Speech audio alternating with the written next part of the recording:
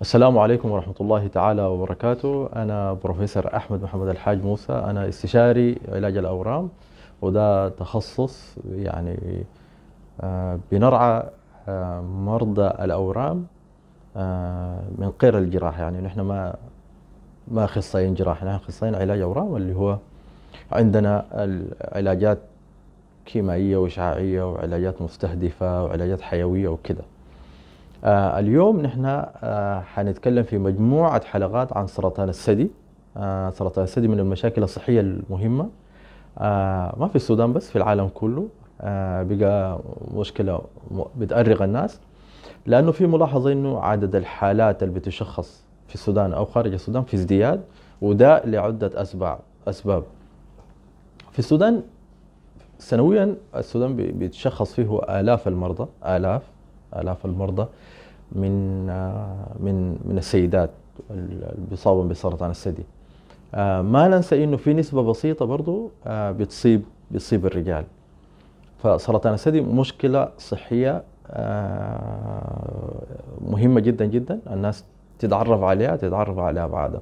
نحن في الحلقات دي حنبدأ بمقدمة عن سرطان الثدي، ماهية سرطان الثدي، هل هو مرض واحد، أمراض عدة، كويس، بيجي لمنه، الناس المعرضين للإصابة به منو، نساء ولا رجال، وأكثرهم وين، العوامل اللي بتزيد الخطورة بتاعة المرض ده، إنه يجي لست من غير ست تانية، السبب شنو، الأعراض شنو اللي بيظهر بها المرض ده في جسم المريضة، نتعرف عليها، لأنه دي بتسهل إنه زول يلتمس العلاج. إذا كان ظهرت الأعراض دي، نتكلم عن التشخيص، حيتم كيف التشخيص بمختلف أنواعه، إذا كان إشعاعي ولا عينة ولا كده.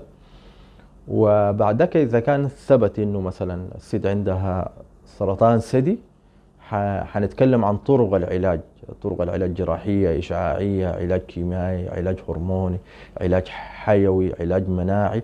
لأنه صراحة في الآونة الأخيرة بقت عندنا أدوات كثيرة نعالج بها سرطان الثدي. برضو حنتكلم عن الأثر النفسي لسرطان الثدي على المريضة وعلى أسرتها، وكيف الناس لما تتعرف على الآثار دي كيف تتعامل معها. في نسبة بسيطة من سرطان الثدي بيحصل لهم رجوع للمرة الثانية، حنتعرف إنه نتعامل مع رجوع المرض كيف، وهل في علاج شافي، ونساعدهم كيف. نقطة أخيرة برضو حأتكلم عن الكوفيد 19 اللي هو الكورونا، فيروس كورونا، وعلاقته بسرطان الثدي، والتضعيم ناخده ولا ما ناخده. وشكرا جزيلا.